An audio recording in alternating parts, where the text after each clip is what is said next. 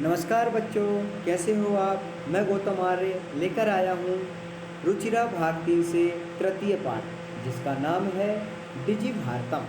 हम मिलकर अध्ययन करते हैं इस डिजिटल डिजि भारत में क्या दिया गया है। सबसे पहले हम इस पाठ की रूपरेखा पर अध्ययन करते हैं।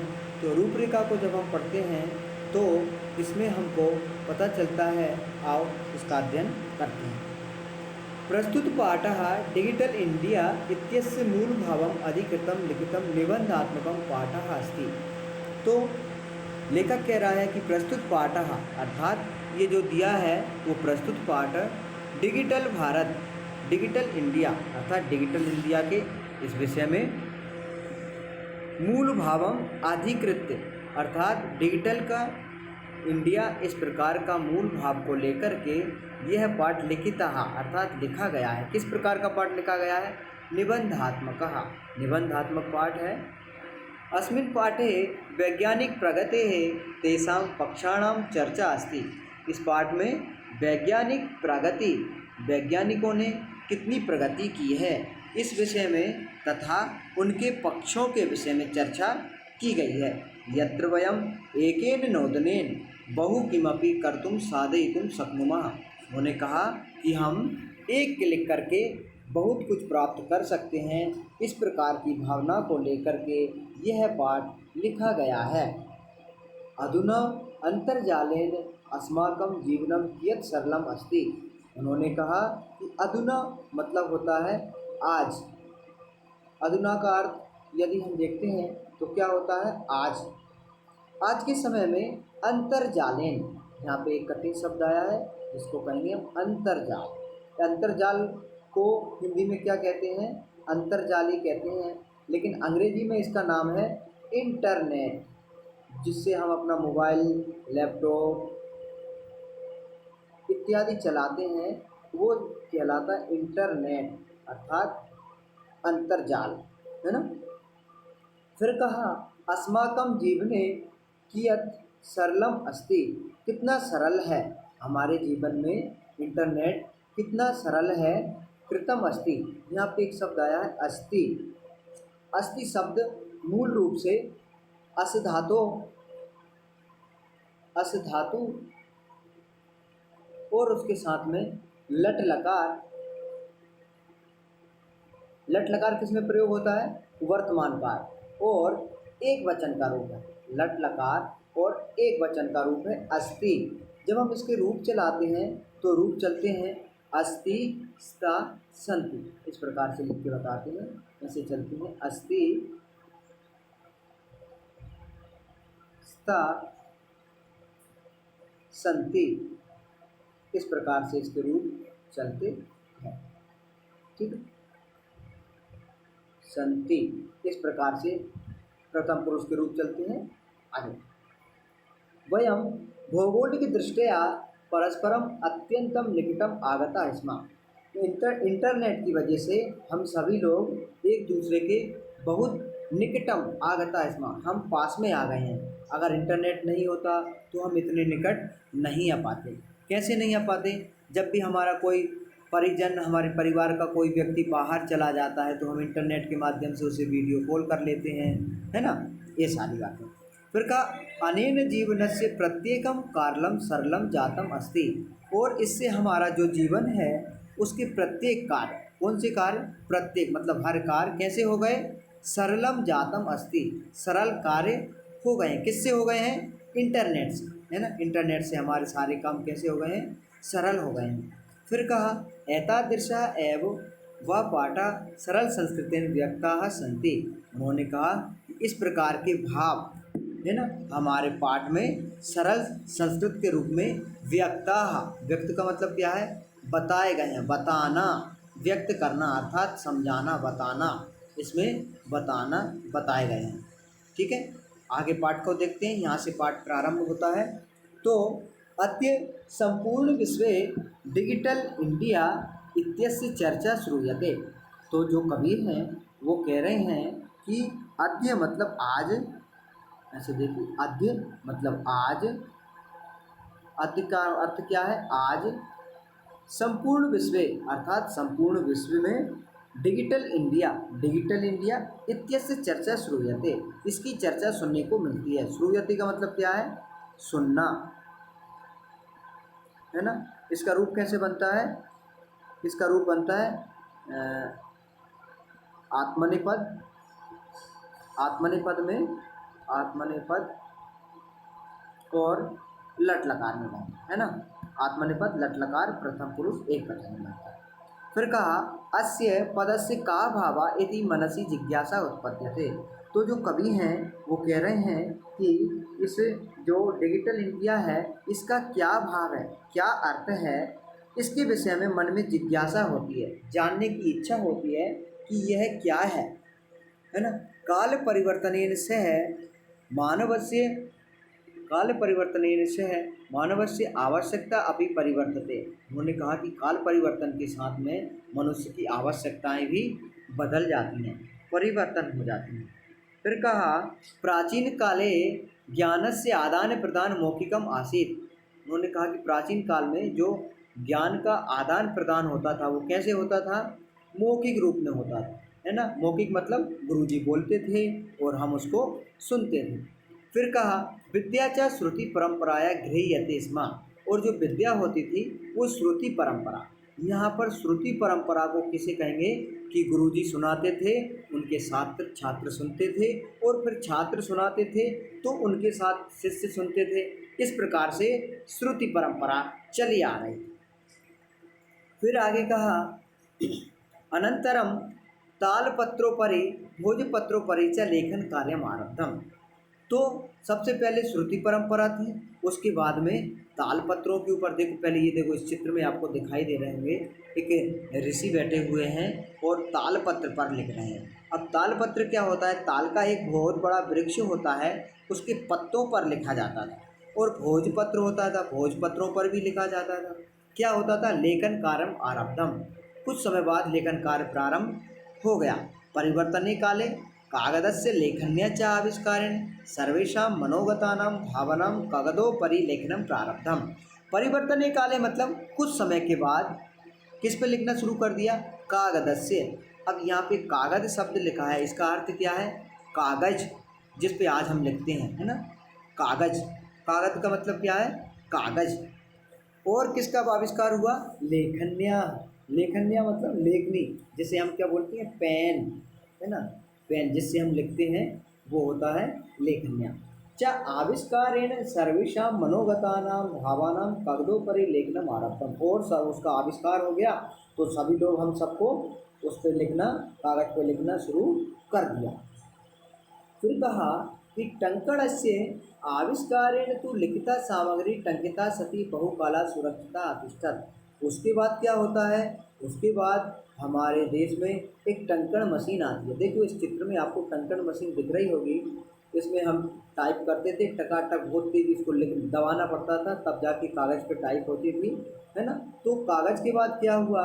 लेखनी। और कागज़ के बाद क्या हुआ? टंकणस्य आविष्कारेण तु लिखिता सामग्री टंकिता सती बहुकाला सुरक्षिता अतिष्ठत। उस मशीन में हम जो टंकित कर देते थे अर्थात लिख देते थे, वो सामग्री बहुकाला है, बहुत समय तक के लिए कैसी हो जाती थी? सुरक्षिता, सुरक्षित हो जाती थी और हम उसको लंबे समय तक के लिए रख सकते थे। वैज्ञानिक प्रविधि प्रगति यात्रा पुनरावृत्ति अग्रेगता। और जो हमारे देश के वैज्ञानिक थे वो यहीं नहीं रुके, वो और भी आगे बढ़ गए। जब और आगे बढ़ गए तो क्या हुआ? अति सर्वाणि कार्याणि संगणक नाम के नियंत्रण साधितानि भवन्ति। तो धीरे धीरे क्या हुआ? सारे काम किस में होने लगे? अब अगले चित्र को देख लीजिए आप। सारे काम हमारे लैपटॉप में होने लगे, कंप्यूटर में होने लगे। ये देखो चित्र में आपको दिखाई दे रहा है कि पहले मशीन थी, मशीन से परिवर्तन होकर के हमारा सारा काम किस पे होने लगा? कंप्यूटर पे होने लगा। तो कहा कि सर्वाणि कार्याणि संगणक नाम के नियंत्रण साधितानि भवन्ति। और हमारे देश में संगणक किसे कहते हैं? संगणक कहते हैं, संगणक कहते हैं कंप्यूटर को। संगणक किसका नाम है? ये संगणक लिखा हुआ है, आपको पता होना चाहिए। संगणक होता है कंप्यूटर, है ना। कंप्यूटर को संगणक कहते हैं। आपसे कोई पूछ ले कि कंप्यूटर का पर्यायवाची बताइए तो आपको बताना है संगणक, और संगणक का आंग्ल भाषा में नाम पूछेंगे तो कंप्यूटर, है ना।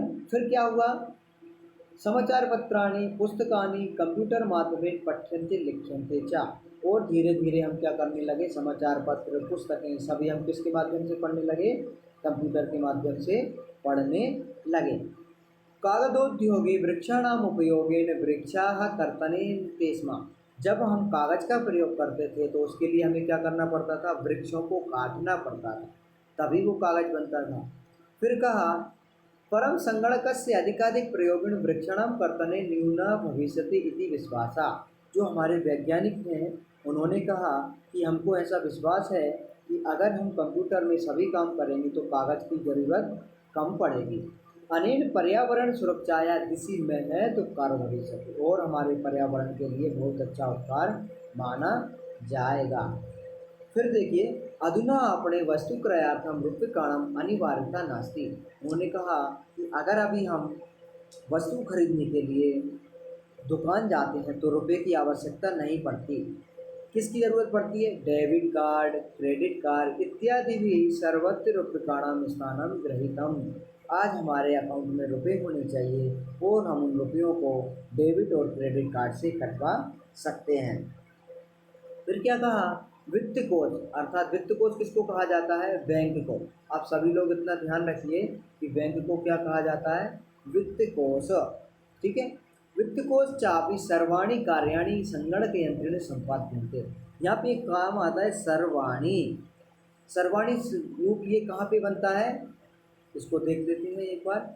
सर्वाणी रूप बनता है, सर्व शब्द है ना, और प्रथमा बहुवचन में सर्वम सर्वे सर्वाणी, प्रथमा विभक्ति, है ना, प्रथमा विभक्ति और बहुवचन का रूप, ठीक है, बहुवचन का रूप, प्रथमा विभक्ति और बहुवचन का रूप है, क्या है, सर्वाणी।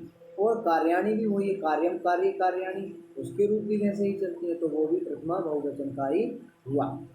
फिर कहा बहुविधः अनुप्रयोगः मुद्राहीनाय विनिमय सहायका संति। उन्होंने कहा कि बहुविधा अनेक प्रकार की विधियों से ऐप, जैसे हम बहुत हमारे मोबाइल में बहुत सारे ऐप आ जाते हैं, उनके माध्यम से मुद्राहीनाय विनिमय, अर्थात जिसे हम क्या कहते हैं, केसलेस, अर्थात रुपये की लेन देन कम करो, जितना भी कुछ करना है वो सभी कैसे करेंगे, ऑनलाइन पे करेंगे, जिसे हम हिंदी में क्या बोलते हैं, केसलेस, है ना। जितना हम ज़्यादा मोबाइल का प्रयोग करेंगे उतना ज़्यादा केसलेस होगा, अर्थात हमें रुपये तो नहीं देने किसी के हाथ में, लेकिन हम उसको उसके अकाउंट में पे कर देते हैं, ठीक है, उसके अकाउंट में हम पे कर सकते हैं।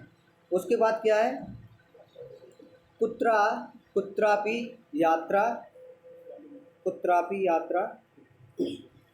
करणीया भवेत् रेल यात्रा पत्रस्य वायु या पत्रस्य च अनिवार्यता अद्य नास्ति। तो उनकी ज़रूरत यहाँ पे नहीं पड़ती है, ठीक है। अस्माकं पत्राणि सर्वाणि चल दूरभाषे ईमेल इति स्थाने सुरक्षितानि भवन्ति। अगर हम अभी कहीं भी जाते हैं तो हमारे सारे जो डॉक्यूमेंट होते हैं वो चल दूरभाष यंत्रम, अर्थात मोबाइल, चल दूरभाष हम किसको कहते हैं, मोबाइल को कहते हैं। तो हमारे सारे डॉक्यूमेंट, सारे जितने भी हमारे कागज़ होते हैं, टिकट होते हैं, वो सभी किस में हम सुरक्षित रख सकते हैं, मोबाइल के अंदर एक ऐप आता है जिसे हम क्या कहते हैं, ईमेल में हम अच्छे से सुरक्षित रख सकते हैं, ठीक है। फिर कहा कि यानी संदर्श्य वयम सौकर्येण यात्रा या आनंदम गृहीमः, अर्थात हमें टिकट की आवश्यकता नहीं पड़ती, रेल में जाएं हम या हम एरोप्लेन में जाएं तो हम उनके टिकटों को अपने मोबाइल के अंदर ईमेल में सुरक्षित रख सकते हैं। देखिए इस प्रकार से इस चित्र में आप देखिए थोड़ा सा, इस चित्र में भी एक ग्राहक अपना सामान खरीद रहा है, गोलियां खरीद रहा है और रुपए कैसे पे कर रहा है, यहाँ पे डिजिटल के रूप में। देखिए इस चित्र में आपको दिखाई दे रहा होगा केसलेस का प्रयोग कर रहा है ना, यहाँ पे पे का ऑप्शन आ रहा है और वो वहाँ से अपने रुपयों को कटा रहा है, ठीक है। आगे देखिए चिकित्सालय अपि रूप्यकाणाम् आवश्यकता अद्य नानुभूयते। चिकित्सालय में भी हमें रुपयों की आवश्यकता नहीं पड़ती है। सर्वत्र कार्ड माध्यमेन ई बैंक माध्यमेन च शुल्कं प्रदातुं शक्यते। हम कार्ड के माध्यम से और ई बैंक के माध्यम से रुपयों को कटा सकते हैं।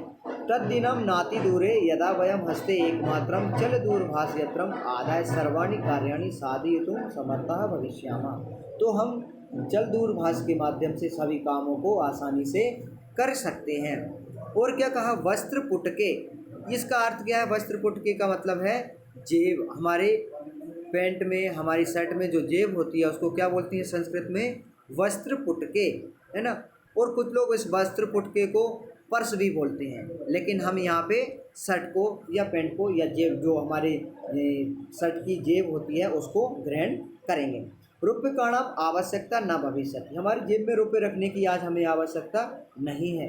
पासबुक, चेकबुक इत्यादि आवश्यकता न भविष्यति। और पासबुक की, चेकबुक की भी हमें ज़रूरत ज़्यादा नहीं पड़ती है। पठनार्थम पुस्तकानार्थम समाचार पत्राणाम अनिवार्यता समाप्ता भविष्यति। धीरे धीरे समाचार पत्रों की भी कमी आ रही है। क्यों आ रही है? क्योंकि सभी लोग अपने मोबाइल में समाचार पत्र पढ़ लेते हैं। लेखनार्थम अभ्यास पुस्तिकाया कागदस्य वा नूतन ज्ञानोन्वेषणार्थम शब्दकोशस्य अपरि आवश्यकता न भवति। और लिखने के लिए और अभ्यास पुस्तिका के लिए कागजों की भी कमी हो रही है, इसलिए शब्दकोशस्य अपि, और शब्दकोश के लिए भी आवश्यकता नहीं होती है, क्योंकि ऐप के माध्यम से सारी आपकी डिक्शनरी का प्रयोग चल रहा है और वो ऐप के माध्यम से आ गया। अपरिचित मार्गस्य ज्ञानार्थम मार्गदर्शकस्य मानचित्रस्य आवश्यकता अनुभूति अपि च भविष्यति। और अपरिचित मार्ग, जिसको हम नहीं जानते कि मार्ग कहाँ है, किधर को जाना है, इस प्रकार का अगर हम कहीं भटक जाते हैं तो हम मोबाइल में मैप का प्रयोग करके अपने मार्ग पर पहुंच सकते हैं। एतत् सर्वम एकेन यंत्रेण कर्तुं शक्यते। ये सभी काम हम एक यंत्र के माध्यम से कर सकते हैं, जिसका नाम है चल दूरभाष यंत्रम, अर्थात मोबाइल। चल दूरभाष यंत्रम, मोबाइल के माध्यम से हम सभी कुछ कर सकते हैं। साकादे क्रयार्थम, फल क्रयार्थम, विश्राम गृहेषु क्वचित् सुनिश्चितिं कर्तुं, चिकित्सालयेऽपि शुल्कं प्रदातुं, किं बहुना दानमपि दातुं चल दूरभाष यंत्रम एव अलम। सभी कामों के लिए हमें मोबाइल ही सारे काम करा देता है। जैसे सब्जी खरीदने के लिए जाते हैं, फल खरीदने के लिए जाते हैं, कहीं हम किसी अन्य क्षेत्र में जाते हैं तो हमें विश्राम गृह करने के लिए एक रूम की आवश्यकता पड़ती है, तो उसके लिए भी। और चिकित्सालय में हमें रुपए कटाने होते हैं तो वहाँ पर भी कटा सकते हैं। इन सभी के लिए मोबाइल की बहुत ही आवश्यकता पड़ती है। फिर कहा चल दूरभाष यंत्रम एव अलम। चल दूरभाष अर्थात मोबाइल के माध्यम से ही सब सारे काम कर सकते हैं। अतः डिजिटल भारतम इति अस्याम दिशि वयम भारतीयाः द्रुतगत्या अग्रेसरामः। और डिजिटल भारत के रूप में हम भारतीय लोग बहुत ही तेज़ी गति से आगे बढ़ रहे हैं। अतः अद्य संपूर्ण विश्व, आज संपूर्ण भारत में ही नहीं अपितु पूरे विश्व में डिजिटल इंडिया अर्थात डिजिटल इंडिया इत्यस्य चर्चा श्रूयते। इसकी चर्चा सुनने को मिल रही है। अस्य पदस्य भावा मनसि जिज्ञासा उत्पद्यते। इस प्रकार की जिज्ञासा मन में उत्पन्न हो रही है। आशा है कि आपको ये पाठ अच्छे से समझ आ गया होगा। अब मिलते हैं अगली वीडियो के साथ, तब तक के लिए नमस्कार।